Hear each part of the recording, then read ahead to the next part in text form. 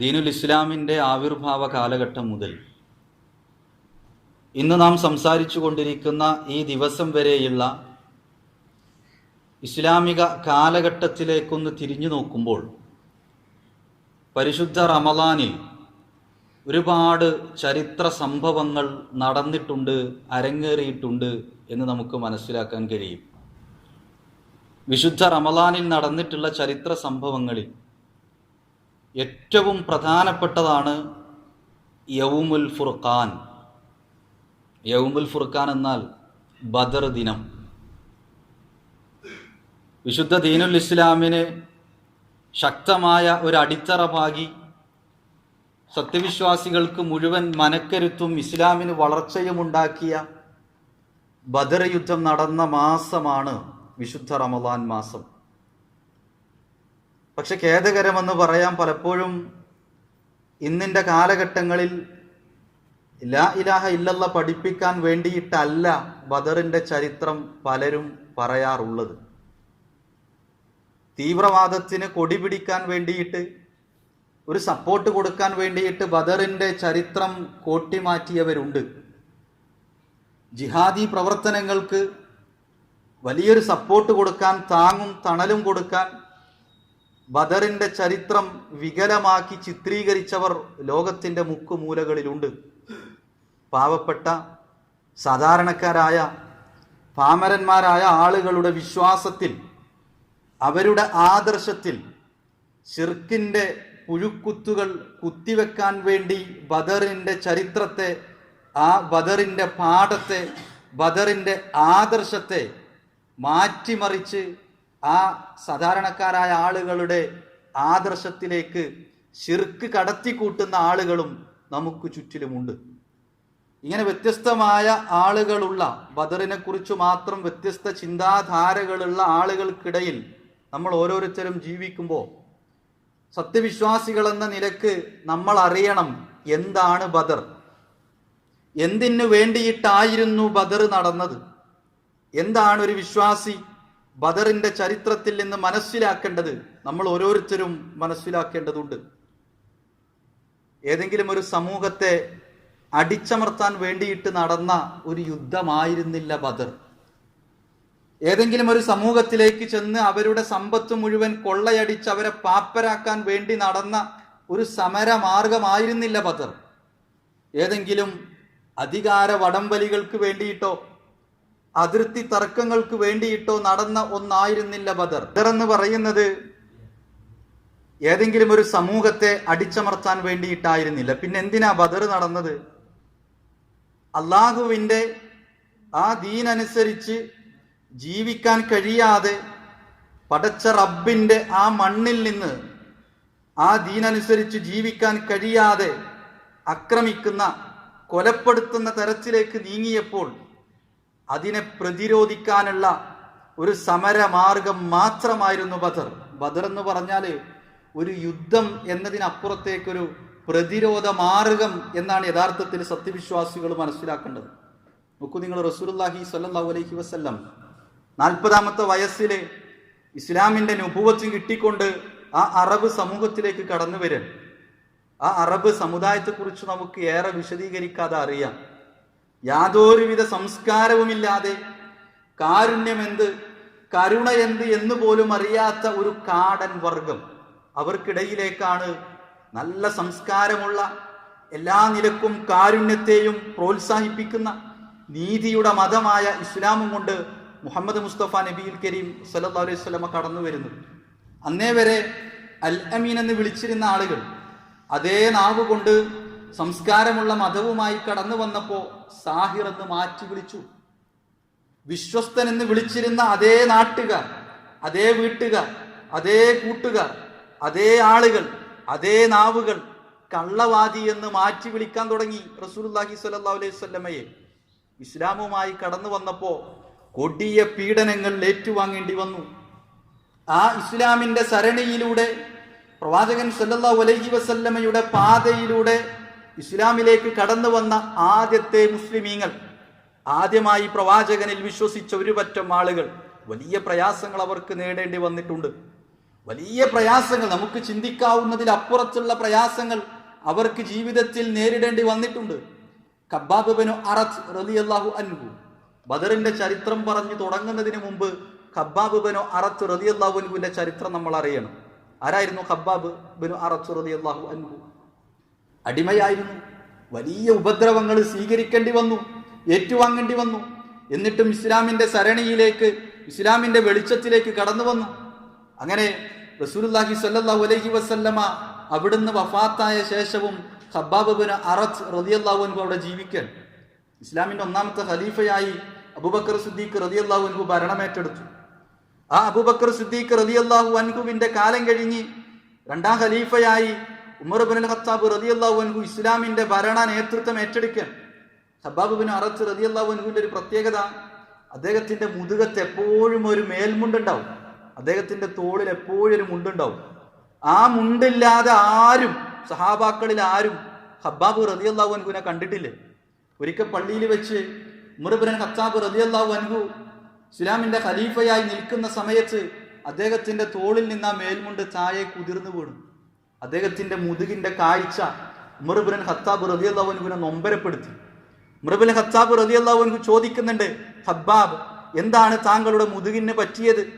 മാംസങ്ങളെല്ലാം കരിഞ്ഞ് അസ്ഥികൾ കാണുമാറ് വികൃതമായിരിക്കുന്നല്ലോ ഖബ്ബാബ്, എന്തു പറ്റി ഖബ്ബാബ്, എന്താണ് താങ്കൾക്ക് പറ്റിയത്? ഖബ്ബാബ് ഇബ്നു അറത്ത് റളിയല്ലാഹു അൻഹു അദ്ദേഹത്തിന്റെ ചരിത്രം പറഞ്ഞു കൊടുക്കുകയാണ് ഇസ്ലാമിന്റെ ഖലീഫക്ക്. ഖബ്ബാബ് ഇബ്നു അറത്ത് റളിയല്ലാഹു അൻഹു ഇസ്ലാമിലേക്ക് കടന്നു വരുന്നത് കണ്ടപ്പോ അദ്ദേഹത്തിന്റെ യജമാനൻ ചുട്ടുപഴുത്ത കമ്പി കൊണ്ട് മുതുകത്ത് പൊള്ളലേൽപ്പിച്ചതാണ്. ഖബ്ബാബ് റളിയല്ലാഹു അൻഹു പറയാ, എന്റെ സ്വന്തം മാംസം കരിയുന്നത് എന്റെ മൂക്കിലൂടെ അതിന്റെ ഗന്ധം ഇങ്ങനെ അടിച്ചു കയറിയിരുന്നു ഖലീഫ.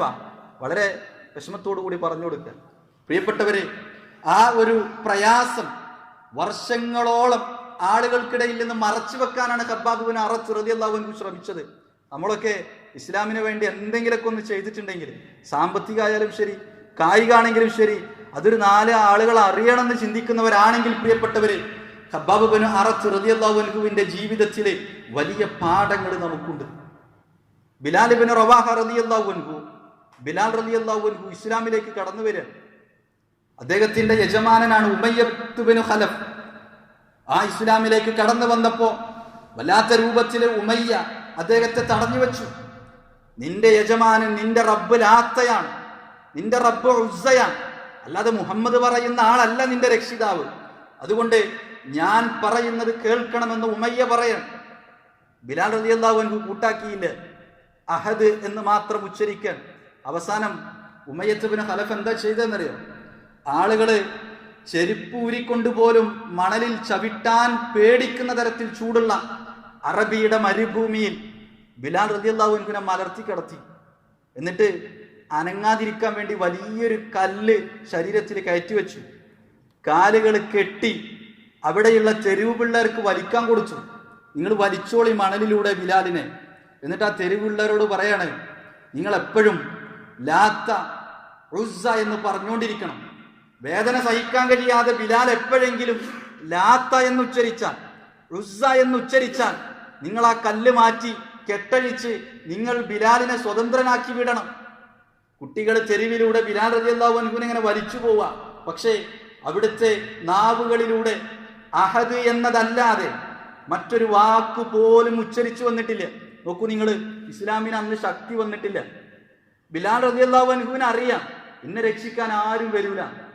കാരണം ഒരു അടിമയാണ്, എന്റെ യജമാനനാണ് ഇത് ചെയ്യുന്നത്, എന്നെ രക്ഷിക്കാൻ ആരും വരൂല എന്നറിയാം. എല്ലാ പ്രതിസന്ധി ഘട്ടങ്ങളിലും, ആ ആപൽ ഘട്ടങ്ങളിൽ പോലും അഹദ് എന്ന് പറഞ്ഞ് വിരലുകൾ ആകാശത്തേക്ക് ചൂണ്ടുവാൻ ആ ബിലാൽ റളിയല്ലാഹു അൻഹു കാണിച്ച ആ മാതൃകയുണ്ടല്ലോ പ്രിയപ്പെട്ടവരെ, നമ്മുടെ ജീവിതത്തിന് വലിയ മാതൃകയായി കടന്നു വരേണ്ടതുണ്ട്. ഇങ്ങനെ ഇസ്ലാമിലെ വിശ്വാസികൾക്ക്, പുതിയതായി വന്ന ഇസ്ലാമിലേക്ക് കടന്നു വന്ന ആളുകൾക്ക് വലിയ പ്രയാസങ്ങൾ നേരിടേണ്ടി വന്നു. റസൂലുള്ളാഹി സ്വല്ലല്ലാഹു അലൈഹി വസല്ലമക്ക് പോലും നമസ്കരിക്കുന്ന വേളയിലല്ല, എന്ത് പ്രവർത്തനങ്ങളിലും കല്ലേറുകളും ആ രൂപത്തിലുള്ള പ്രയാസങ്ങൾ അനുഭവിക്കേണ്ടി വന്നു. സുമയ്യ റളിയല്ലാഹു അൻഹയുടെ ചരിത്രം നമ്മൾ കേട്ടിട്ടുണ്ട്. ഇസ്ലാമിനെ കുറിച്ച് പറയുമ്പോൾ സുമയ്യ റളിയല്ലാഹു അൻഹയുടെ ചരിത്രമുണ്ട്. സ്വർഗത്തെക്കുറിച്ച് പറയുമ്പോണ്ട്, ഈമാനിനെ കുറിച്ച് പറയുമ്പോഴും സുമയ്യ റളിയല്ലാഹു അൻഹയുടെ ചരിത്രം നമ്മൾ കേൾക്കാറുണ്ട്. ആരാ സുമയ്യ റളിയല്ലാഹു അൻഹ? ഇസ്ലാമിലെ ഒന്നാമത്തെ രക്തസാക്ഷിയാണ്. ഇസ്ലാമിന് വേണ്ടി ഒന്നാമതായിട്ട് രക്തസാക്ഷിത്വം വഹിച്ച മഹാവനിതയ. അവിടുത്തെ അവരുടെ മർമ്മഭാഗത്തേക്ക് കൂർത്ത ഇരുമ്പിന്റെ ദണ്ടുകൾ ഉപയോഗിച്ച് കുത്തിക്കയറ്റി കൊലപ്പെടുത്തുമ്പോ ആ സുമയ്യ റളിയല്ലാഹു അൻഹ അള്ളാഹുവിന്റെ വിശ്വാസത്തിൽ നിന്ന്, ലാ ഇലാഹ ഇല്ലല്ലയിൽ നിന്ന് ഒരു തരി പോലും മാറിയിട്ടുണ്ടായിരുന്നില്ല. ഇങ്ങനെ വലിയ പ്രയാസങ്ങൾ അനുഭവിക്കാൻ സഹാബാക്കൾ റസൂലിന്റെ അടുത്ത് വന്നിട്ട് പറഞ്ഞു, റസൂലെ സഹിക്കാൻ കഴിയണില്ല. റസൂലുള്ള കുറച്ച് ആളുകളോട് അബിസീനിയയിലേക്ക് ഹിജ്റ പോകാൻ പറഞ്ഞു. കുറച്ചാളുകൾ അബിസീനിയയിലേക്ക് പോയി. അവിടെയും പ്രയാസം തുടർന്നു. അവർ തിരിച്ചു വന്നു. ഇങ്ങനെ നാട്ടുകാരിൽ നിന്നും ബന്ധുമിത്രാദികളിൽ നിന്നും കൂട്ടുകാരിൽ നിന്നും വലിയ പ്രയാസങ്ങൾ ഏറ്റുവാങ്ങേണ്ടി വന്നപ്പോ അവസാനം പടച്ചറപ്പിന്റെ കൽപ്പന വന്നു, മദീനയിലേക്ക് ഹിജ്റ പോകാൻ. മദീനയിലേക്ക് ഹിജ്റ പോകാൻ. ഒരിക്കലും ശത്രുക്കളെ പേടിച്ചിട്ടുള്ള ഒരു ഒളിച്ചോട്ടമായിരുന്നില്ല ഹിജ്റ. ഒരു ഒളിച്ചോട്ടമായിരുന്നില്ല ഹിജ്റ. മറിച്ച് ഈ ആദർശത്തിന്റെ സംരക്ഷണത്തിന് വേണ്ടിയിട്ട്, ആ സംരക്ഷണത്തിന് വേണ്ടിയിട്ട് പടച്ച റബ്ബിന്റെ കൽപ്പന പ്രകാരം അള്ളാന്റെ റസൂല് കൽപ്പിച്ചൊരു കാര്യമായിരുന്നു സഹാബാക്കളോട്. അങ്ങനെ മദീനയിലേക്ക് ഹിജ്റ പോവാണ്. ഹിജ്റ പോകുന്ന സമയത്തും അവരെ ആക്രമിച്ചു കൊണ്ടേയിരുന്നു. അവരോട് പറഞ്ഞു, മുസ്ലിങ്ങളോട്, നിങ്ങൾ സമ്പാദിച്ചൊരു സമ്പാദ്യം കൊണ്ടുപോകാൻ പറ്റൂല, നിങ്ങളുടെ ബന്ധുമിത്രാദികൾ ഒന്നും കൊണ്ടുപോകാൻ പറ്റൂല. നിങ്ങൾക്ക് വേണമെങ്കിൽ നിങ്ങളുടെ കൈകളിൽ ഒന്നുമില്ലാതെ കൈകൾ ഉയർത്തിക്കൊണ്ട് നിങ്ങൾക്ക് കടന്നു പോകാം. സ്വഹാബാക്കളുടെ കൂട്ടത്തില് സമ്പന്നരൊക്കെ ഉണ്ടായിരുന്നു.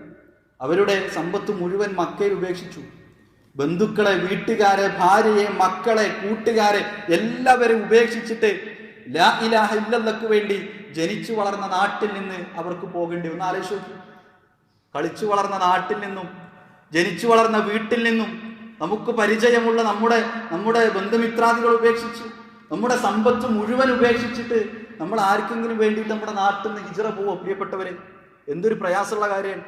പക്ഷേ മുസ്ലിങ്ങൾ അവിടെ ലാ ഇലാഹ ഇല്ലല്ലഹ്ക്ക് വേണ്ടി മദീനയിലേക്ക് ഹിജ്റ പോവാണ്. ഹിജ്റ പോകുന്ന സമയത്ത് ഒരു ചരിത്രമുണ്ട്. ഉമ്മു സലമ, അബൂ സലമ റളിയല്ലാഹു അൻഹുമ. ഉമ്മു സലമ റളിയല്ലാഹു അൻഹു ഹിജ്റ പോകാൻ തീരുമാനിച്ചു. അവിടുത്തെ പ്രിയപ്പെട്ട പത്നി അബൂ സലമ റളിയല്ലാഹു അൻഹു ഹിജ്റ പോകാൻ തീരുമാനിച്ചു. അവിടുത്തെ പ്രിയപ്പെട്ട പത്നി ഉമ്മു സലമ റളിയല്ലാഹു അൻഹ അവരെ വീട്ടുകാർ തടഞ്ഞു വെച്ചു. അബൂ സലമക്ക് വേണമെങ്കിൽ പോകാം, ഉമ്മു സലമയെ ഞങ്ങൾ വിടൂല. അവർക്കൊരു പിഞ്ചോമന പൈതലുണ്ട്. ആ പിഞ്ചു കുഞ്ഞിന് വേണ്ടിയിട്ട് അബൂ സലമയുടെയും ഉമ്മു സലമയുടെയും റളിയല്ലാഹു അൻഹുമ അവരുടെ വീട്ടുകാർ തമ്മിൽ പിടിവലിയായി. കുട്ടിയോടുള്ള സ്നേഹം കൊണ്ടല്ല, ഇസ്ലാമിനോടുള്ള ദേഷ്യം കൊണ്ട്. ചരിത്രത്തിൽ കാണാം, ആ കുട്ടിയുടെ കൈ വേറിട്ട് പോന്നു. അവസാനം അബൂ സലമ റളിയല്ലാഹു അൻഹു മദീനയിലേക്ക് പോയി. ഉമ്മു സലമ റളിയല്ലാഹു അൻഹയെ അവരുടെ വീട്ടിൽ തടങ്കലിലാക്കി. ആ കുട്ടിയെ അബൂ സലമ റളിയല്ലാഹു അൻഹുവിന്റെ വീട്ടുകാരുണ്ട്. അത്രയും കാലം ഒരു പാത്രത്തിൽ നിന്ന് ഭക്ഷിച്ച് ഒരു വിരിപ്പിൽ കിടന്നുറങ്ങിയ ആളുകൾ ഒരു നാടിന്റെ വ്യത്യസ്ത ഭാഗങ്ങളിലാ കഴിഞ്ഞുകൂടുന്നത്. ഉമ്മു സലമ റളിയല്ലാഹു അൻഹ എന്നും വീട്ടിൽ നിന്ന് പുറത്തേക്ക് വരും. എന്നിട്ട് അവിടെയുള്ള നാട്ടുകാരോട് വിളിച്ചു പറയും, എന്നെ ആരെങ്കിലും എൻ്റെ ഭർത്താവിൻ്റെ അടുത്തേക്ക് എത്തിക്കണം. പക്ഷെ വീട്ടുകാരെ സമ്മതിച്ചില്ല. ഒരു വർഷത്തോളമായപ്പോൾ ഒരു വഴിപോക്കൻ വന്നിട്ട് ഉമ്മു സലമ റളിയല്ലാഹു അൻഹയുടെ വീട്ടുകാരോട് ചോദിച്ച്, ഈ സ്ത്രീയെ ഇങ്ങനെ കഷ്ടപ്പെടുത്തണം? ആ സമയത്ത് വീട്ടുകാർ അനുമതി കൊടുത്തു. ഉമ്മു സലമ റളിയല്ലാഹു അൻഹയ്ക്ക് ആ വഴിപോക്കൻ വഴി കാണിച്ചു കൊടുത്തു. മദീനയിലെത്തിയപ്പോഴേക്കും അബൂ സലമ റളിയല്ലാഹു അൻഹു മരണപ്പെട്ടു. പക്ഷെ പിന്നീട് ഉമ്മു സലമ റളിയല്ലാഹു അൻഹയെ പ്രവാചകൻ സല്ലല്ലാഹു അലൈഹി വസല്ലം വിവാഹം കഴിച്ചു. ഇങ്ങനെ ഹിജ്റ പോകുന്ന സമയത്തും എല്ലായിടത്തും വളരെ പ്രയാസം നിറഞ്ഞതായിരുന്നു ആദ്യകാല മുസ്ലിങ്ങളുടെ ജീവിതം. നമുക്കൊക്കെ ചിന്തിക്കാൻ പോലും കഴിയാത്ത. പക്ഷേ മദീനയിലേക്ക് അവർ കടന്നു വന്നപ്പോൾ കയ്യിൽ ഒന്നുമില്ലാതെ കടന്നു വന്ന ആ മുഹാജിറുകളെ രണ്ടു കയ്യും നീട്ടി സ്വീകരിച്ചു. മദീനയിലെ അൻസാറുകൾ തങ്ങളുടെ വീട് പകുത്തു കൊടുക്കാൻ അവർ തയ്യാറായി. വീട് പകുത്തു കൊടുക്കാൻ, സമ്പത്ത് പകുതി കൊടുക്കാൻ അവർ തയ്യാറായി. അല്ലെ, ഇസ്ലാമിലെ സാഹോദര്യത്തിന്റെ വലിയൊരു പാഠാണ്. ബദറിന്റെ ചരിത്രത്തിലേക്ക് പ്രവേശിക്കുമ്പോൾ നമ്മൾ ഓരോരുത്തരും മനസ്സിലാക്കേണ്ടുന്നൊരു പാഠാണ്. സമ്പന്നരുമായി മാത്രമല്ല ഇസ്ലാമിലെ കൂട്ട്, ദരിദ്രരുമായിട്ടല്ല ഇസ്ലാമിലെ കൂട്ട്. മറിച്ച് സമ്പത്തിനോ നിറത്തിനോ ആ രൂപത്തിലുള്ള തറവാടിത്തത്തിനോ അപ്പുറത്ത് ആ ആദർശത്തിന് വേണ്ടി സാഹോദര്യ ബന്ധം സ്ഥാപിക്കുന്ന ഇസ്ലാമിന്റെ സുന്ദരമായ കാഴ്ചപ്പാടാണ് അന്ന് മദീനയിൽ അരങ്ങേറിയത്. ആളുകൾ കൂട്ടത്തോടെ അങ്ങനെ ഇസ്ലാമിലേക്ക് വരിക. പ്രവാചകൻ സല്ലല്ലാഹു അലൈഹി വസല്ലമയുടെയും അനുചരന്മാരുടെയും ജീവിതം, ആ സാഹോദര്യം, ആ സ്നേഹബന്ധം കണ്ടിട്ട് മദീനയിലെ ആളുകൾ എല്ലാവരും ഇസ്ലാമിലേക്ക് കടന്നു വരിക. ശത്രുക്കൾക്ക് ഇഷ്ടപ്പെടൂലല്ലോ, മക്കയിലെ ശത്രുക്കൾക്ക് അത് ഇഷ്ടപ്പെടൂല. അവർ തീരുമാനിച്ചു, മുഹമ്മദ് ഈ രൂപത്തിൽ മുന്നോട്ട് പോയ വലിയ പ്രയാസങ്ങൾ നമുക്കുണ്ടാക്കും, അതുകൊണ്ട് മുഹമ്മദിനെയും കൂട്ടരെയും നമുക്ക് തകർക്കണം. അവരുടെ അളവറ്റ സമ്പാദ്യം നമ്മുടെ പക്കലുണ്ട്. ആ മുഹമ്മദിന്റെയും അനുയായികളുടെയും അളവറ്റ സമ്പാദ്യം നമ്മുടെ പക്കലുണ്ട്. ഈ സമ്പത്ത് ഉപയോഗിച്ചുകൊണ്ട് നമുക്ക് അവർക്കെതിരിൽ ഒരു യുദ്ധസന്നാഹം നടത്തണം, അവരെ തുടച്ചു നീക്കണം. അവർ മീറ്റിംഗ് കൂടി. അബൂജഹലും ഉത്ബത്തും ഷൈബത്തും അബൂ സുഫിയാനും അടങ്ങുന്ന വലിയ അവരുടെ നേതൃത്വം മീറ്റിംഗ് കൂടി. അവർ തീരുമാനിച്ചത് എന്തെന്നറിയോ? മുസ്ലിങ്ങൾ ഇവിടെ വിട്ടേച്ചു പോയ അവരുടെ സമ്പത്ത് കൊണ്ട് നമുക്ക് വലിയൊരു കച്ചവടം നടത്താം. ആ കച്ചവടത്തിൽ നിന്ന് ഇരട്ടിയിലധികം ലാഭം കിട്ടും. ആ കച്ചവടത്തിന്റെ ലാഭവുമായി വന്ന ശേഷം വമ്പിച്ച തോതിലുള്ള യുദ്ധസന്നാഹം നടത്തി മദീനയിലെ മുഴുവൻ മുസ്ലിങ്ങളെയും നമുക്ക് അവരെ തുടച്ചു നീക്കണം. ആരെയും ഒരാളും ബാക്കിയില്ലാതെ തുടച്ചു നീക്കണം. അവര് ചർച്ചകൾ നടത്തി അബൂ സുഫിയാനെ നേതൃത്വം കൊടുത്തു. അബൂ സുഫിയാൻ കച്ചവട ചരക്കുമായി ഷാമിലേക്ക് പുറപ്പെട്ടു. റസൂലുള്ളാഹി സ്വല്ലല്ലാഹു അലൈഹി വസല്ലമ മദീനയിലിരുന്ന് ഇതറിഞ്ഞു. വല്ലാത്ത വിഷമം തോന്നി റസൂലിനെ. ഞങ്ങളുടെ സമ്പത്ത് ഉപയോഗിച്ച് ഞങ്ങൾക്കെതിരെ യുദ്ധസന്നാഹം നടത്താൻ മക്കാ മുശ്രിക്കുകൾ തയ്യാറായിരിക്കുന്നു. റസൂലുള്ളാഹി തീരുമാനിച്ച് അവരെ തടയണം, അവരെ യുദ്ധം ചെയ്ത് തോൽപ്പിക്കണം എന്നല്ല. ഇങ്ങനൊരു നീക്കം നടന്നുകൂടാ. അവർ കച്ചവട സംഘം കച്ചവടത്തിന് പോയിക്കൂടാ. അവരെ തടയണം, അവരെ തിരിച്ചയക്കണം, അനുനയത്തിന്റെ ഭാഷയിൽ സംസാരിക്കണം. റസൂലുള്ളാഹി സ്വല്ലല്ലാഹു അലൈഹി വസല്ലമയും അല്പം ചില സ്വഹാബാക്കളും അവരെ തടയാൻ വേണ്ടി അവരുടെ യാത്രാ മാർഗത്തിലേക്ക് പ്രവേശിക്കാൻ, ഒരു പ്രതിരോധത്തിന് വേണ്ടി മാത്രമാണ് അവിടുന്ന് പോകുന്ന മദീനയിൽ നിന്ന് സ്വഹാബാക്കൾ. അതുകൊണ്ട് തന്നെ ഒരു യുദ്ധത്തിനുള്ള സന്നാഹങ്ങളൊന്നുമില്ല. അറബികളെ കയ്യിൽ എപ്പോഴും ഉണ്ടാകുന്ന ഒരു വാള്, ആദത്തെന്ന രൂപത്തിലുള്ള, ശീലമെന്ന രൂപത്തിലുള്ള വാളും ചെറിയ ചില വടികളും അല്ലാതെ അവരെ കയ്യിൽ ഒന്നുമില്ല. അല്ലെ, 313ഓളം ആളുകൾ, അല്ലെങ്കിൽ 319 എന്നുള്ള ചരിത്രങ്ങളിൽ കാണാം. എന്തായാലും 300-ൽ പരം ആളുകൾ മാത്രമേ റസൂലിന്റെ കൂടെ ഉള്ളൂ. മദീനയിൽ ബാക്കി ആളുകളുണ്ട്. യുദ്ധത്തിനാണ് പോകുന്നത് അറിഞ്ഞിരുന്നെങ്കിൽ മദീനയിൽ എല്ലാവരും വരുമായിരുന്നു. പക്ഷെ ഒരു പ്രതിരോധം ഒന്ന് തടുക്കാൻ വേണ്ടി മാത്രമാണ് അവർ പോകുന്നത്. മുസ്ലിങ്ങളുടെ കയ്യിലുള്ളത് ആകെ 2 കുതിര, 70ഓളം ഒട്ടകങ്ങൾ. ഇവരിങ്ങനെ മാറി കയറി ഊഴം വെച്ചുകൊണ്ട് ഇങ്ങനെ ഇവരെ തടയാൻ വേണ്ടി പോവാണ്, മക്കാ മുശ്രിക്കുകളെ തടയാൻ വേണ്ടിയിട്ട്. ആ പോകുന്ന സമയത്ത് ആ സ്വഹാബാക്കൾ റസൂലിനോട് കാണിച്ച ചില മാതൃകകളുണ്ട്, നമുക്ക് കാണിച്ചെന്ന മാതൃകകൾ. റസൂലുള്ളാഹി സ്വല്ലല്ലാഹു അലൈഹി വസല്ലമ ഒട്ടകത്തിൽ നിന്ന് ഇറങ്ങിയിട്ട് നടക്കേണ്ട ഊഴം വന്നു. ആ സമയത്ത് സ്വഹാബാക്കൾ പറഞ്ഞു, റസൂൽ നിങ്ങൾ ഇറങ്ങണ്ട, നിങ്ങൾക്ക് പകരം ഞങ്ങൾ നടന്നോളാം, നിങ്ങൾ എപ്പോഴും ഒട്ടകപ്പുറത്തിരുന്നാൽ മതി. റസൂൽ പറഞ്ഞു, പറ്റൂല, ഞാൻ നിങ്ങളെപ്പോലെ ഒരാളാണ്, എനിക്ക് നടക്കാൻ കഴിയും എന്ന് പറഞ്ഞിട്ട് നടക്കുന്ന റസൂൽ സല്ലല്ലാഹു അലൈഹി വസല്ലം. നമ്മളൊക്കെ എന്താ ആലോചിക്കല്? എവിടുന്നെങ്കിലൊക്കെ കുറച്ച് ബഹുമാനം കിട്ടുകയാണെങ്കിൽ പരമാവധി പോരട്ടെ എന്നാണ്. അവിടെ റസൂലുള്ളാഹി സ്വല്ലല്ലാഹു അലൈഹി വസല്ലമ കാണിച്ചെന്നൊരു മാതൃകയുണ്ട്. അങ്ങനെ അവര് കച്ചവട സംഘത്തെ തടയാൻ വേണ്ടിയിട്ട് ചെല്ലുമ്പോഴേക്കും കച്ചവട സംഘം ഷാമിലേക്ക് പുറപ്പെട്ട് കഴിഞ്ഞിരുന്നു. അവര് മുസ്ലിങ്ങൾ പ്രതീക്ഷിച്ചിരുന്ന വഴി കടന്നു പോയി കഴിഞ്ഞു.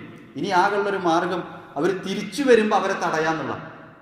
അങ്ങനെ പ്രവാചകൻ സല്ലല്ലാഹു അലൈഹി വസല്ലമയും സ്വഹാബാക്കളും ബദർ എന്ന് പറയുന്ന പ്രദേശത്ത് അവർ തമ്പടിച്ചു.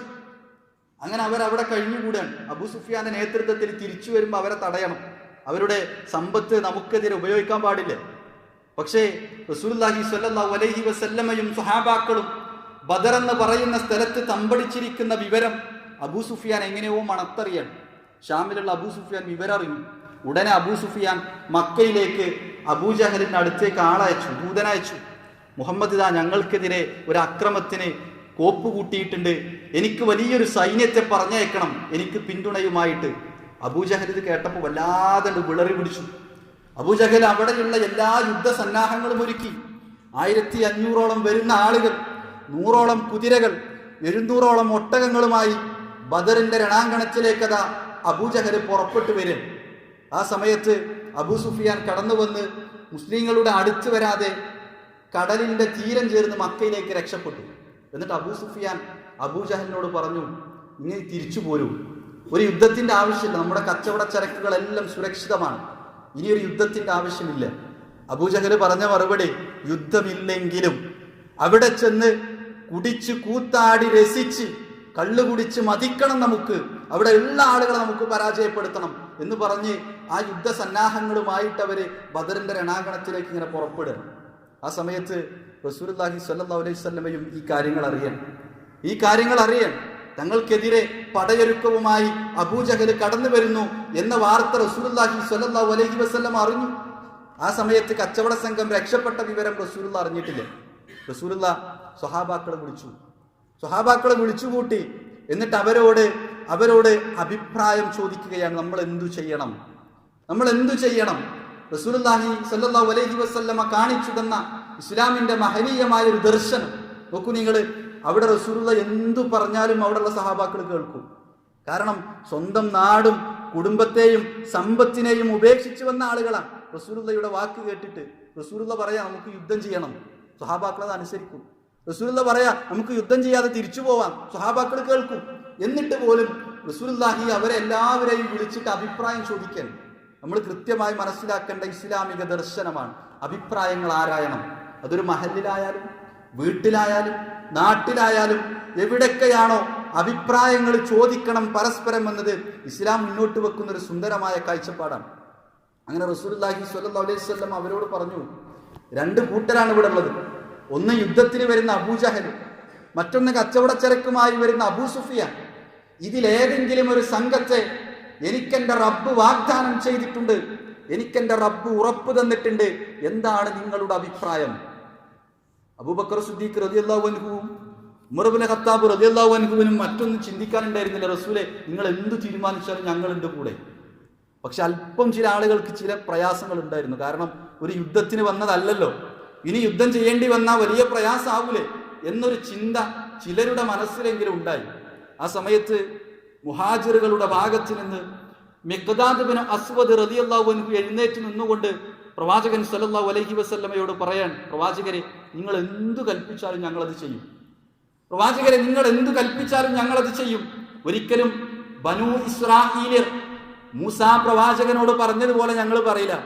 എന്താ ബനൂ ഇസ്രായേലിയർ പറഞ്ഞത് മൂസാ നബി അലൈഹി സ്വലാത്തു വസ്സലാമയോട്? ഇദ്ഹബ് അൻത വറബ്ബുക ഫഖാതില, മൂസ നീയും നിന്റെ രക്ഷിതാവും പോയി യുദ്ധം ചെയ്തോ, ഇന്നാ ഹഉനാ ഖാഇദുൻ, ഞങ്ങൾ ഇവിടെ ഇരുന്നോളാം. ബനൂ ഇസ്രായേലിയർ മൂസാ അലൈഹി സ്വലാത്തു വസ്സലാമയോട് പറഞ്ഞതാണ്.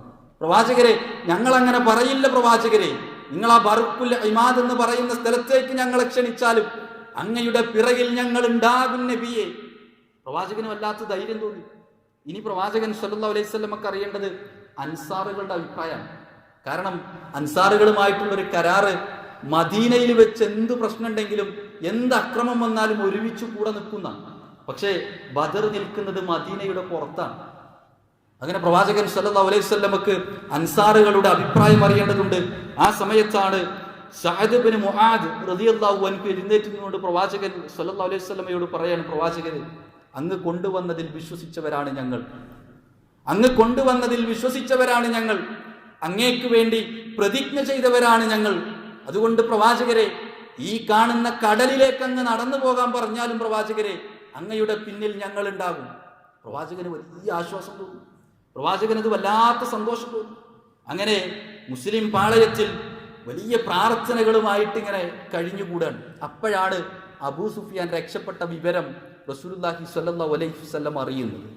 ഒരു കാര്യം ഉറപ്പായി, ഇനി അബൂജഹലിനെയാണ് നേരിടേണ്ടത്. കച്ചവട സംഘം രക്ഷപ്പെട്ടു പോയി. ഇനി ഞങ്ങൾക്ക് യുദ്ധസന്നാഹവുമായി സകല പടക്കോപ്പുകളുമായി കടന്നു വരുന്ന അബൂജഹലിനെയാണ് നേരിടേണ്ടത്. മുസ്ലിം പക്ഷം മുഴുവൻ പ്രാർത്ഥനകളിൽ വിറയാർന്ന ചുണ്ടുകളുമായി മിടിക്കുന്ന ഹൃദയവുമായി പടച്ചറബിന്റെ മുന്നിൽ കൈ ഉയർത്തി പ്രാർത്ഥിച്ചു കൊണ്ടിരിക്കുകയാണ് വിശ്വാസികൾ. റസൂലുള്ളാഹി സ്വല്ലല്ലാഹു അലൈഹി വസല്ലമ സുജൂദിൽ കടന്ന് പ്രാർത്ഥിച്ചുകൊണ്ടേയിരിക്കുക. അവിടുന്ന് പിന്നീട് സുജൂദിൽ നിന്ന് എണീറ്റിട്ടും പ്രാർത്ഥിക്കുമ്പോൾ അവിടുത്തെ തോളിലുള്ള ഒരു മുണ്ടിങ്ങനെ നിലത്തേക്ക് വീണു. അദ്ദേഹം അറിഞ്ഞിട്ടില്ല, പ്രവാചകൻ സ്വല്ലല്ലാഹു അലൈഹി വസല്ലം അറിഞ്ഞിട്ടില്ല. അബൂബക്കർ സിദ്ദീഖ് റളിയല്ലാഹു അൻഹു വന്ന് ആ മേൽമുണ്ടെടുത്ത് ഇങ്ങനെ പുതപ്പിച്ചിട്ട് റസൂലിനോട് പറഞ്ഞു, റസൂലെ, ഇങ്ങനെ കരഞ്ഞു പ്രാർത്ഥിക്കല്ലേ, ഞങ്ങൾക്കിത് കാണുമ്പോൾ ഒരു പ്രയാസമുണ്ട്. അല്ലാഹു സുബ്ഹാനഹു വ തആല നമുക്ക് വാഗ്ദാനം ചെയ്തിട്ടില്ലേ പ്രവാചകരെ? കച്ചവട സംഘമല്ലെങ്കിൽ ആ ശത്രു സംഘത്തെ നമുക്ക് വാഗ്ദാനം ചെയ്തിട്ടില്ലേ? ഇനി എന്തിനാ ഇത്രയധികം പ്രാർത്ഥിക്കുന്നത് പ്രവാചകരെ എന്ന് ചോദിക്കുകയാണ്. നോക്കൂ നിങ്ങൾ, അങ്ങനെ വിശ്വാസി പാളയം മുഴുവൻ വലിയ പ്രാർത്ഥനയോടുകൂടി നിൽക്കാൻ അള്ളാഹുവിന്റെ സഹായം ഇറങ്ങി വരാൻ, നോക്കൂ നിങ്ങൾ, വലിയ പ്രയാസത്തോടു കൂടി ഒരിക്കലും ഉറക്കം വരാൻ ഒരു സാധ്യതയുമില്ലാത്ത സമയം, ഉറക്കം പോലും വരാൻ സാധ്യതയില്ലാത്ത സമയത്ത് അല്ലാഹു സുബ്ഹാനഹു വ തആല ഇത് യുഅശ്ശീകുമുൻ നുആസ അമനതൻ മിൻ, ഒരു നിദ്രാമയക്കം കൊടുത്തു എന്നാണ്. മുസ്ലിങ്ങളിലെ മുഴുവൻ ആളുകളും കുറച്ചു സമയത്തേക്ക് ഒരു ചെറിയൊരു ഉറക്കം കൊടുത്തു. അവരുടെ കയ്യിലുള്ള വാളുകൾ ഇങ്ങനെ നിലത്തേക്ക് ഉതിർന്ന് വീഴുമാറ് നല്ല സുഖസുന്ദരമായൊരു ഉറക്കം കൊടുത്തു. ആ ഒരു മയക്കം കഴിഞ്ഞ് എണീറ്റപ്പോ മുസ്ലിങ്ങൾക്ക് വലിയ ഉന്മേഷം തോന്നി, വലിയ ഊർജം കിട്ടി. അതേ സമയത്ത് ഒരു മഴ പെയ്തു. മഴ പെയ്തപ്പോ മുസ്ലിങ്ങൾ നിൽക്കുന്ന ഭാഗത്ത് മണ്ണും മണലൊക്കെ എല്ലാം ഉറച്ചു. തൊട്ടപ്പുറത്ത് ശത്രു സംഘം തമ്പടിച്ചിട്ടുണ്ട്.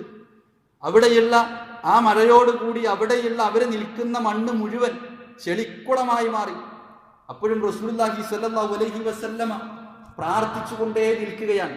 ആ സമയത്താണ് വഹിയുമായി ജിബ്രീൽ അലൈഹിസ്സലാത്തു വസ്സലാം കടന്നു വരുന്നത്. വിശുദ്ധ ഖുർആനിന്റെ ആയത്തുകൾ അവതീർണമായി. ഇത് തസ്തഗീസൂന റബ്ബക്കും വസ്തജാബ ലക്കും അന്നീ മുമിദ്ദുക്കും ബിഅൽഫിൻ മിനൽ മലായികതി മുർദിഫീൻ. തുടരെ തുടരെ വരുന്ന 1000 പേരെ കൊണ്ട് ഇതാ ഞാൻ നിങ്ങൾക്ക് സഹായം തന്നിരിക്കുന്നു. പടച്ച റബ്ബിന്റെ വഹി വരൽ, അള്ളാഹുവിന്റെ മലക്കുകൾ, അള്ളാഹുവിന്റെ മലായിക്കത്തുകളുടെ സംരക്ഷണം ഉണ്ടാവും, അവരുടെ സഹായം ഉണ്ടാവുമെന്ന് ജിബ്രീൽ അലൈഹിസ്സലാത്തു വസ്സലാം മുഖേന പ്രവാചകൻ സല്ലല്ലാഹു അലൈഹി വസല്ലം കഥാ അള്ളാഹു വഹി ഇറക്കി കൊടുക്കുക. അങ്ങനെ പിറ്റേ ദിവസമാണ് ബദർ യുദ്ധം നടക്കുന്നത്. ബദർ യുദ്ധം നടക്കുന്നു. മുസ്ലിങ്ങൾക്ക് ആ പടച്ച റബ്ബിന്റെ സഹായം ശരിക്കും മനസ്സിലാക്കാൻ കഴിഞ്ഞു. ശത്രുപക്ഷത്തിൽ നിന്ന് 70ഓളം ആളുകളെ ഇല്ലാതാക്കി, 70ഓളം ആളുകളെ തടങ്കലിലാക്കി. മുസ്ലിങ്ങളുടെ പക്ഷത്തിൽ നിന്ന് 14 പേര് ഷഹീദായി. ഉത്തുബത്തും ഷൈബത്തും അബൂജഹലും അടങ്ങുന്ന ശത്രു സംഘങ്ങളുടെ തലകൾ അവരതാ ആ ബദറിന്റെ രണാങ്കണത്തിൽ സത്യവിശ്വാസികൾ ഇങ്ങനെ നേരിട്ട് കണ്ടു. നോക്കൂ നിങ്ങൾ, ഏറ്റവും ചുരുക്കി പറഞ്ഞ ബദർ യുദ്ധം ഇവിടെ അവസാനിക്കും. ബദർ യുദ്ധം ഇവിടെ അവസാനിച്ചു. ഈ ബദർ യുദ്ധത്തിന് കടന്നു വരുന്നതിന് മുമ്പ് 2 പ്രാർത്ഥനകളുണ്ട്. ബദർ യുദ്ധത്തിലേക്ക് മുസ്ലിങ്ങളും ശത്രുപക്ഷവും കടന്നു വരുമ്പോൾ 2 കൂട്ടരും പ്രാർത്ഥിച്ച പ്രാർത്ഥനയുണ്ട്. അബൂജഹൽ പ്രാർത്ഥിക്കുന്നു. അബൂജഹൽ പ്രാർത്ഥിക്കുന്നത് എന്താണ്? അബൂജഹൽ പ്രാർത്ഥിക്കുന്നുണ്ട്. ആരോട് പ്രാർത്ഥിക്കുന്നു? ലാത്തയോടല്ല, ഉസ്സയോടല്ല, മനാത്തയോടല്ല അബൂജഹൽ പ്രാർത്ഥിക്കുന്നത്. അബൂജഹൽ പ്രാർത്ഥിക്കുന്നത് കഅബയുടെ കില്ല പിടിച്ചുകൊണ്ട് കഅബയുടെ റബ്ബായ യഥാർത്ഥ ലോകരക്ഷിതാവായ റബ്ബ് സുബ്ഹാനഹു വ തആലയോടാണ് അബൂജഹൽ പ്രാർത്ഥിക്കുന്നത്. എന്താ അബൂജഹൽ പ്രാർത്ഥിച്ചത്? റബ്ബേ, നാളെ ബദറിന്റെ താഴ്വരയിൽ സത്യത്തിന്റെ ആളുകളെ നീ ജയിപ്പിക്കണേ. പ്രാർത്ഥിക്കുന്നത് അബൂജഹല. ആരോടാ? അള്ളാഹുവിനോട് പ്രാർത്ഥിക്കുകയാണ് അബൂജഹൽ. റസൂലുള്ളാഹി സ്വല്ലല്ലാഹു അലൈഹി വസല്ലമയും പ്രാർത്ഥിക്കുന്നുണ്ട്, റബ്ബിനോട് പ്രാർത്ഥിക്കുന്നു. അല്ലാഹുമ്മ ഇൻ തഹ്ലിക ഹാദിഹിൽ ഇസാബ, പടച്ച റബ്ബേ, ഈ കൊച്ചു സംഘമെങ്ങാനും പരാജയപ്പെട്ടാൽ നിന്നെ മാത്രം ആരാധിക്കുന്ന ഒരു കൂട്ടം ആളുകളാണ് റബ്ബേ ഈ ലോകത്ത് നിന്ന് ഇല്ലാതാകുന്നത്. റബ്ബേ, ഞങ്ങളെ സഹായിക്കണേ. റസൂലുള്ളാഹി സ്വല്ലല്ലാഹു അലൈഹി വസല്ലമ പ്രാർത്ഥിച്ചതും പടച്ച റബ്ബിനോട്, അബൂജഹൽ പ്രാർത്ഥിച്ചതും പടച്ച റബ്ബിനോട്. പക്ഷേ ഈ 2 പ്രാർത്ഥനകളിൽ വലിയ വ്യത്യാസമുണ്ട്. ഈ 2 പ്രാർത്ഥനകൾക്കിടയിൽ വലിയ വ്യത്യാസമുണ്ട്. ബദറിന്റെ സന്ദേശത്തിൽ, ബദർ ദിന സന്ദേശത്തിൽ നമ്മൾ ഓരോരുത്തരും ഏറ്റവും പ്രധാനപ്പെട്ടതായി മനസ്സിലാക്കേണ്ട സന്ദേശമാണത്. എന്താണ് അബൂജഹലിന്റെ പ്രാർത്ഥനയുടെ പ്രത്യേകത? അബൂജഹല് യുദ്ധത്തിന് വരുമ്പോൾ പടച്ചവനോട് പ്രാർത്ഥിക്കും, വല്ലാത്ത പ്രയാസങ്ങൾ വരുമ്പോൾ പടച്ചവനോട് പ്രാർത്ഥിക്കും. പക്ഷേ അതല്ലാത്ത സന്ദർഭങ്ങളിൽ ലാത്തയോട്, ഉസ്സയോട്, മനാത്തയോട്, ആ കഅബയുടെ ഉള്ളിൽ വെച്ചിരിക്കുന്ന വിഗ്രഹങ്ങളോട് അവർക്ക് മുന്നിൽ ചെന്ന് കരഞ്ഞു പ്രാർത്ഥിക്കുന്നയാളാണ് അബൂജഹൽ. പക്ഷെ അള്ളാന്റെ റസൂല് ലാ ഇലാഹ ഇല്ലല്ലാഹ് വിശ്വസിച്ചു. ലാ ഇലാഹ ഇല്ലല്ലാഹയിൽ നിന്ന് ഒരണു പോലും മാറാതെ എന്ത് പ്രതിസന്ധി വന്നാലും എന്ത് പ്രശ്നം വന്നാലും അള്ളാഹുവിനെ മാത്രം ആരാധിച്ചു. ഈ മാത്രം എന്നതാണ് ബദറിന്റെ രണാങ്കണത്തിൽ പോരാടിയത്. തൗഹീദും ശിർക്കും തമ്മിലാ ബദർ യുദ്ധം നടന്നത്. ഹക്കും ബാത്തിലും തമ്മിലാ ബദർ യുദ്ധം നടന്നത്. അള്ളാഹു അല്ലാത്തവരെയും പ്രാർത്ഥിക്കാം എന്ന് പറഞ്ഞ ആദർശവും അള്ളാഹുവിനോട് മാത്രമേ പ്രാർത്ഥിക്കാവൂ എന്ന് പറഞ്ഞ ഈ 2 ആദർശങ്ങളാണ് പ്രിയപ്പെട്ടവരെ ബദറിന്റെ രണാങ്കണത്തിൽ പോരാടിയത്. ആരാ ജയിച്ചത്? ആർക്കാ പടച്ച റബ്ബിന്റെ സഹായം ഇറങ്ങിയത്? ആരായിരുന്നു യഥാർത്ഥ വിജയികൾ? ആ ലാ ഇലാഹ ഇല്ലല്ലാഹ് നെഞ്ചോട് ചേർത്തവർ, സത്യവിശ്വാസികൾ. ജീവിതത്തിൽ എന്ത് പ്രയാസം വന്നാലും അല്ലാഹുവിനെയല്ലാതെ മറ്റാരെയും വിളിക്കുകയില്ല, അതിനെക്കുറിച്ചൊന്ന് ആലോചിക്കുക പോലുമില്ല എന്ന് ജീവിതത്തിൽ തീരുമാനിച്ചവർ, റസൂലുള്ളാഹി സ്വല്ലല്ലാഹു അലൈഹി വസല്ലമയുടെ അനുയായികൾ, നമ്മുടെ ജീവിതത്തിലെ മുഴുവൻ സമയങ്ങളിലും മരണപ്പെടുന്നതുവരെയും മരണപ്പെടുന്ന സമയത്തും കലിമത്തു തൗഹീദ് ഉച്ചരിച്ചുകൊണ്ട് മരണപ്പെടാനുള്ള തൗഫീഖ് നൽകി റബ്ബ് സുബ്ഹാനഹു വ തആല നമ്മെ ഏവരെയും അനുഗ്രഹിക്കുമാറാകട്ടെ.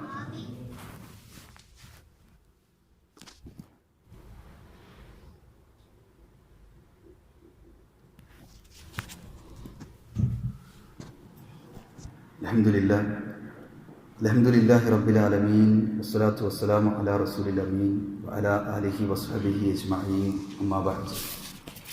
ഒരിക്കൽ കൂടി അള്ളാഹുവിനെ സൂക്ഷിച്ചുകൊണ്ട് ജീവിതം ക്രമപ്പെടുത്തണേ എന്ന് സ്വന്തത്തെ മറക്കാതെ ഉപദേശിക്കുകയാണ്, വസിയത്ത് ചെയ്യുകയാണ്.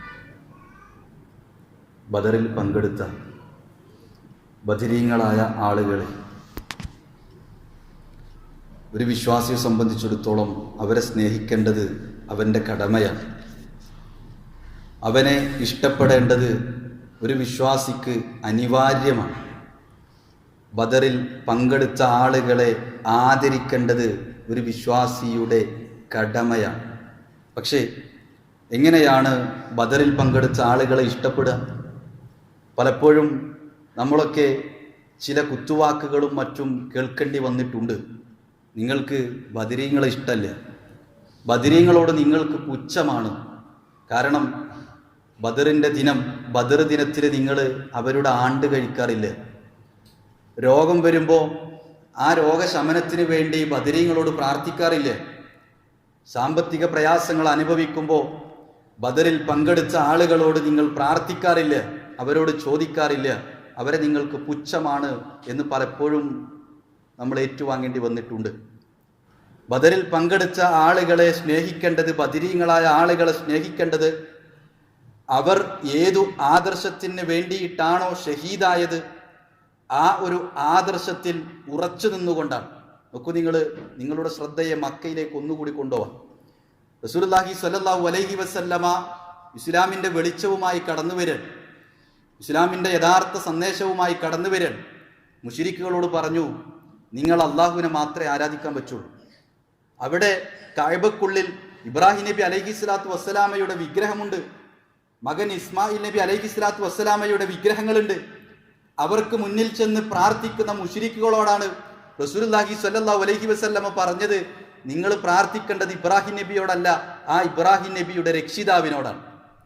പ്രാർത്ഥിക്കേണ്ടത് ഇസ്മായിൽ നബിയോടല്ല, ഇസ്മായിൽ നബി അലൈഹിസ്സലാത്തു വസ്സലാമയുടെ റബ്ബായ ലോകരക്ഷിതാവ് റബ്ബുൽ ആലമീനോടാണ് നിങ്ങൾ പ്രാർത്ഥിക്കേണ്ടത്. പക്ഷെ അവർ പറഞ്ഞത്, മുഹമ്മദേ, നീ ഇഷ്ടപ്പെടുന്നതിനേക്കാൾ കൂടുതൽ ഇബ്രാഹിം നബിയെ ഞങ്ങൾ ഇഷ്ടപ്പെടുന്നു, അതുകൊണ്ടാണ് ഞങ്ങൾ ഇബ്രാഹിം നബിയോട് പ്രാർത്ഥിക്കുന്നത്. പ്രിയപ്പെട്ടവരെ, അങ്ങനെ ഇബ്രാഹിം നബിയോട് പ്രാർത്ഥിച്ച അബൂജഹലും മുശ്രിക്കുകളും അടങ്ങുന്ന കൂട്ടത്തോടാണ് ബദർ യുദ്ധം നടക്കേണ്ടി വന്നത്. അതേപോലെ തന്നെ ക്രൈസ്തവര് ഈസാ നബി അലൈഹിസ്സലാത്തു വസ്സലാമയോട് സ്നേഹിക്കുന്നത് പോലെയല്ല വിശ്വാസികൾ ഈസാ അലൈഹിസ്സലാത്തു വസ്സലാമയെ സ്നേഹിക്കേണ്ടത്. മുശ്രിക്കുകൾ ഇബ്രാഹിം നബി അലൈഹിസ്സലാത്തു വസ്സലാമയെ സ്നേഹിച്ചതുപോലെയല്ല നമ്മൾ ഓരോരുത്തരും ഇബ്രാഹിം അലൈഹിസ്സലാത്തു വസ്സലാമയെ സ്നേഹിക്കേണ്ടത്. നമ്മുടെ പ്രിയപ്പെട്ട സഹോദരങ്ങൾ ബദരീങ്ങളെ സ്നേഹിക്കുന്നത് പോലെയല്ല നമ്മൾ ആരും ബദറിൽ പങ്കെടുത്ത ബദരീങ്ങളെ സ്നേഹിക്കേണ്ടത്. പലപ്പോഴും ബദർ മൗലീദ് ധാരാളമായി പാരായണം ചെയ്യാറുണ്ട്, അല്ലേ? രോഗശമനത്തിന് വേണ്ടി ബദർ മൗലീദ് പാരായണം ചെയ്യുന്ന ആളുകളുണ്ട്. അവരോട് നമുക്ക് പറഞ്ഞു കൊടുക്കാനുള്ള ഒരു ചരിത്രമുണ്ട്. ബദറിൽ പങ്കെടുത്ത ബദരീങ്ങളായ ബിലാൽ റളിയല്ലാഹു അൻഹു, അബൂ ഉബൈദ റളിയല്ലാഹു അൻഹു, മുആദ് റളിയല്ലാഹു അൻഹു, ഇവരെല്ലാം മരണപ്പെടുന്നത് പ്ലേഗ് ബാധിച്ചുകൊണ്ടാണ്. വല്ലാത്ത പ്രയാസമുള്ള പ്ലേഗ് എന്ന രോഗം ബാധിച്ചുകൊണ്ടാണ് ബദറിൽ പങ്കെടുത്ത സ്വഹാബിമാര് പോലും മരണപ്പെടുന്നത്. ജീവിച്ചിരിക്കുന്ന സമയത്ത് തങ്ങളെ ബാധിച്ചിരിക്കുന്ന ഒരു രോഗത്തിൽ നിന്ന് രക്ഷപ്പെടുത്താൻ പോലും ഞങ്ങൾ ബദറിൽ പങ്കെടുത്തിരുന്ന ആളുകളായിരുന്നു എന്ന ലേബൽ അവരെ രക്ഷിച്ചിട്ടില്ല. പിന്നെ എങ്ങനെ മരണപ്പെട്ടു പോയ അവരോട് നമ്മൾ പ്രാർത്ഥിക്കുക? ദാരിദ്ര്യ നിർമ്മാർജ്ജനത്തിന് വേണ്ടി, സമ്പത്തിൽ നിന്ന്, സാമ്പത്തിക പ്രയാസങ്ങളിൽ നിന്ന് രക്ഷപ്പെടാൻ വേണ്ടി വീടിന്റെ മൂലയിലൊക്കെ ബദറിൽ പങ്കെടുത്ത് ഷഹീദായ ആളുകളുടെ പേരെഴുതി തൂക്കാറുണ്ട്. പ്രിയപ്പെട്ടവരെ, നമ്മൾ മനസ്സിലാക്കണം മുസ്അബ് റളിയല്ലാഹു അൻഹുവിന്റെ ചരിത്രം. ആരാ മുസ്അബ് റളിയല്ലാഹു അൻഹു? മുസ്അബ് റളിയല്ലാഹു അൻഹു ഇസ്ലാമിലേക്ക് കടന്നു വരുന്നതിന് മുമ്പ് അതിസമ്പന്നനായിരുന്നു. അദ്ദേഹം വീട്ടിൽ നിന്ന് ഇറങ്ങിയാൽ നാട്ടുകാർ മുഴുവൻ അറിയും. അത്രയധികം വില കൂടിയ അത്തറായിരുന്നു, സുഗന്ധമായിരുന്നു മുസ്അബ് റളിയല്ലാഹു അൻഹു പുരട്ടിയിരുന്നത്. ആളുകളെല്ലാം പുറത്തേക്ക് വന്ന് നോക്കും. എന്തിനാണെന്നറിയോ? മുസ്അബ് റളിയല്ലാഹു അൻഹു ധരിച്ചിരിക്കുന്ന വസ്ത്രം കാണാൻ. ആ നാട്ടിൽ ഏറ്റവും വില കൂടിയ, മുന്തിയ, ഭംഗിയുള്ള വസ്ത്രം ധരിച്ചിരുന്ന മുസ്അബ് റളിയല്ലാഹു അൻഹു ഇസ്ലാമിലേക്ക് കടന്നു വന്നു. എല്ലാ ആഡംബരങ്ങളും ഉപേക്ഷിച്ചു. ബദറിൽ പങ്കെടുത്തു, ബദരീങ്ങളിൽപ്പെട്ടു. ഉഹുദിൽ പങ്കെടുത്തു. ഉഹുദിന്റെ രണാങ്കണത്തിൽ അതാ പോരാടി ശത്രുക്കളുടെ തല വെട്ടി വീഴ്ത്തി പിന്നീട് മരണം വരിക്കേണ്ടി വരുന്ന ഷഹീദാകുന്ന മുസ്അബ് ഇബ്നു ഉമൈർ റളിയല്ലാഹു അൻഹു. സ്വഹാബാക്കള് മുസ്അബ് റളിയല്ലാഹു അൻഹുവിന്റെ മയ്യത്ത് പിടിച്ചിട്ട് വല്ലാത്ത നൊമ്പരത്തോടു കൂടി പറഞ്ഞ ചില വാക്കുകളുണ്ട്. മുസ്അബ് റളിയല്ലാഹു അൻഹു ഒരു ദിവസം 2 വസ്ത്രം മാറ്റിയിരുന്ന ആളാ. അവസാനം മരണപ്പെട്ട് കിടക്കുമ്പോ, ഷഹീദായി കിടക്കുമ്പോ ആ ഒരു കഫം പുടവ പോലും സ്വന്തമായി തികയാതെ പുല്ല് പറിച്ചിട്ടാണ് മുസ്അബ് റളിയല്ലാഹു അൻഹുവിന്റെ കഫം പുടവ കഫൻ ചെയ്ത് പൂർത്തിയാക്കിയത്. പ്രിയപ്പെട്ടവരെ, ആ മുസ്അബ് റളിയല്ലാഹു അൻഹുവിനോടാണോ ദാരിദ്ര്യത്തിൽ നിന്ന് രക്ഷപ്പെടാൻ വേണ്ടി ചോദിക്കുന്നത്? ബദറിന്റെ നേതാവ്, ഉഹദിന്റെ നേതാവ്, നമ്മുടെ നേതാവ് ഹബീബുന മുഹമ്മദ് മുസ്തഫ നബിയുൽ കരീം സല്ലല്ലാഹു അലൈഹി വസല്ലമയെ കുറിച്ച് ഒരിക്കൽ ആയിഷ റളിയല്ലാഹു അൻഹ പറയുകയുണ്ടായി, ഞങ്ങളുടെ വീട്ടില് വിളക്കിലൊഴിക്കാൻ എണ്ണ ഉണ്ടായിരുന്നെങ്കിൽ ഞങ്ങളത് കുടിക്കായിരുന്നു. വിളക്കിലൊഴിക്കാൻ എണ്ണ ഉണ്ടായിരുന്നു, ഞങ്ങളത് കുടിക്കായിരുന്നു. അവസാനം അന്ത്യപ്രവാചകൻ മരണപ്പെട്ട് കിടക്കുമ്പോ അവിടുത്തെ പടയങ്കി പണയത്തിലാണ്. പണയം വെച്ചത് വാഹനം വാങ്ങാനല്ല, വീട് നന്നാക്കാനല്ല, ഒരു മുദ്ദ് ഗോതമ്പിന് വേണ്ടി പ്രവാചകൻ സല്ലല്ലാഹു അലൈഹി വസല്ലമ മരണപ്പെട്ട് കിടക്കുമ്പോ അവിടുത്തെ പടയങ്കി പണയത്തിലാണ്. പ്രിയപ്പെട്ടവരെ, നോക്കൂ നിങ്ങൾ, ആ പ്രവാചകൻ സല്ലല്ലാഹു അലൈഹി വസല്ലമയോടാണോ നമ്മൾ ദാരിദ്ര്യത്തിൽ നിന്ന് രക്ഷപ്പെടാൻ വേണ്ടി പ്രാർത്ഥിക്കുന്നത്? പ്രവാചകൻ സല്ലല്ലാഹു അലൈഹി വസല്ലമ ഹിജ്റ 2-ാം വർഷം ബദർ കഴിഞ്ഞു. പിന്നീട് 3ഉം 4ഉം 5ഉം ഹിജ്റ 10-11 വർഷത്തില് അവിടുന്ന് മരണപ്പെടുന്നതിനിടക്ക് കഴിഞ്ഞു പോയ ഒരൊറ്റ റമദാനിലും, ഇന്ന് റമദാൻ 17ആണ്, അതുകൊണ്ട് ബദർ യുദ്ധം നടന്ന സമയമാണ്, ഇസ്ലാമിന് ശക്തി പകർന്ന യുദ്ധമാണ്, അള്ളാഹുവിന്റെ സഹായം നേരിട്ട് കണ്ട യുദ്ധമാണ്. അതിൽ വലിയ പ്രതീക്ഷകളുണ്ട്. നമുക്കൊരു ആടിനെ അറുത്ത്, ഒരു ഒട്ടകത്തെ അറുത്ത് ഭക്ഷണം കഴിക്കാന്ന് റസൂലുള്ളാഹി സ്വല്ലല്ലാഹു അലൈഹി വസല്ലം പറഞ്ഞിട്ടില്ല പ്രിയപ്പെട്ടവര്. അതുകൊണ്ട് ഇവിടെ എന്റെ ശബ്ദം കേൾക്കുന്ന, ഇവിടെ ഒരുമിച്ച് കൂടിയിരിക്കുന്ന ആളുകൾക്കൊക്കെ അറിയാം, ബദരീങ്ങളെ വിളിക്കാൻ പാടില്ല, ബദറിൽ പങ്കെടുത്ത ആളുകളോട് പ്രാർത്ഥിക്കാൻ പാടില്ല എന്നൊക്കെ അറിയാം. പക്ഷേ നമ്മുടെ നാടുകൾ, നമ്മുടെ വീടുകളിൽ, നമ്മുടെ കൂട്ടുകാരിൽ, നമ്മുടെ ബന്ധുമിത്രാദികളിലൊക്കെ ഈ തെറ്റിദ്ധാരണയുമായി നടക്കുന്നവരുണ്ട്. അവരോട് പറഞ്ഞു കൊടുക്കാൻ നമുക്ക് കഴിയണം. ഈ ബദറിന്റെ സന്ദേശം, യഥാർത്ഥമായ ലാ ഇലാഹ ഇല്ലല്ലാഹ് എന്ന സന്ദേശം അവരിലേക്ക് എത്തിച്ചു കൊടുക്കാൻ നമ്മൾ അറിയണം. അർത്ഥം അറിയാതെ പലതും വായിച്ചു പോകുമ്പോ, ആശയം മനസ്സിലാക്കാതെ പലതും പാരായണം ചെയ്തു പോകുമ്പോ കൊടിയ ശിർക്കിലേക്കാണ് എത്തുന്നത്. തൗഹീദിന് വേണ്ടി സ്വന്തം നാടും കുടുംബവും വീടും ഉപേക്ഷിച്ച് ബദറിന്റെ രണാങ്കണത്തിൽ പങ്കെടുത്ത് പോരാടിയ ആ ബദരീങ്ങളുടെ പേരിൽ നമ്മളാരും ഷിർക്കിലേക്ക് കടന്നു ചെല്ലാൻ പാടില്ല. പ്രിയപ്പെട്ടവരെ, അവരെ തിരുത്തി കൊടുക്കാൻ നമ്മൾ തയ്യാറാവണം. അല്ലാഹു സുബ്ഹാനഹു വ തആല സത്യമായി മനസ്സിലാക്കാനും അത് ജീവിതത്തിൽ പകർത്തി ജീവിതം മുന്നോട്ട് കൊണ്ടുപോകാനുമുള്ള തൗഫീക്ക് നൽകി നമ്മെ ഏവരെയും അനുഗ്രഹിക്കട്ടെ.